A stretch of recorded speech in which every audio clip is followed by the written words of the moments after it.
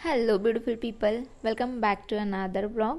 So आज Sunday होता आणि मी लवकरच उठले होते 8 वाजता. आणि आज कुठेही बाहेर जायचा प्लॅन नव्हता बिकॉज ज्याच्यासोबत मी बाहेर जाते त्याला थोडंसं काम होतं. सो मग मी उठले, माझं वॉर्म वॉटर पित होते आणि एक दिवस मी लेमन वॉटर पिते आणि एक दिवस जे मी मेथीचे सीड्स आहे ते ग्राइंड करून ठेवले त्याचं वॉटर पिते.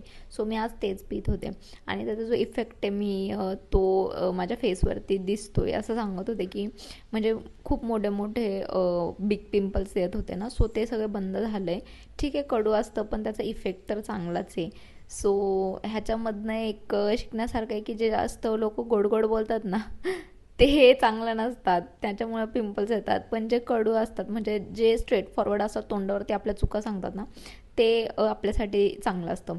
सो मग मी पटकन आवरलं, नाश्ता वगैरे काहीच केला नव्हता. सो आधी मी आंघोळ करून घेतली, पण मी हेअर वॉश केलं होते बिकॉज मला ऑइलिंग करायची होती म्हणूनसाठी. सो मग मी गेले चहा बनवण्यासाठी आणि मग मला फेस पॅकसुद्धा लावायचं होतं. सो मग मी चहा वगैरे बनवायलाच ठेवलं होतं आणि जे फेस पॅक होतं ते मी मुलतानी मातीतच लावते, त्याच्यामुळे थोडंसं फेस जे ते सॉफ्ट सॉफ्ट होतं. आणि नंतर मी गार्लिक ब्रेड बनवणार होते. तो मी जे ब्रेड आहे ना त्याच्या आधी म्हणजे कोणती पण गोष्ट मी जर टाकत असेल ना जेवणामध्ये वगैरे, सो त्याची एक्सपायरी डेट चेक करत असते प्रत्येक वेळेस.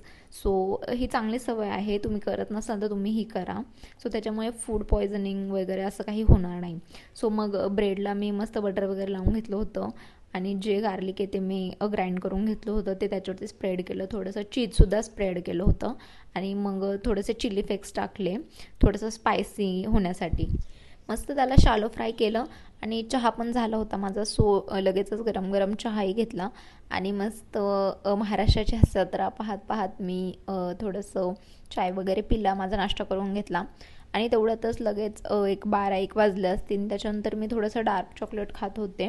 डार्क चॉकलेट खाल्लं आणि मग थोड्या वेळाने लगेच मी जेवलेही होते बिकॉज टाईम खूप लवकर जात होता.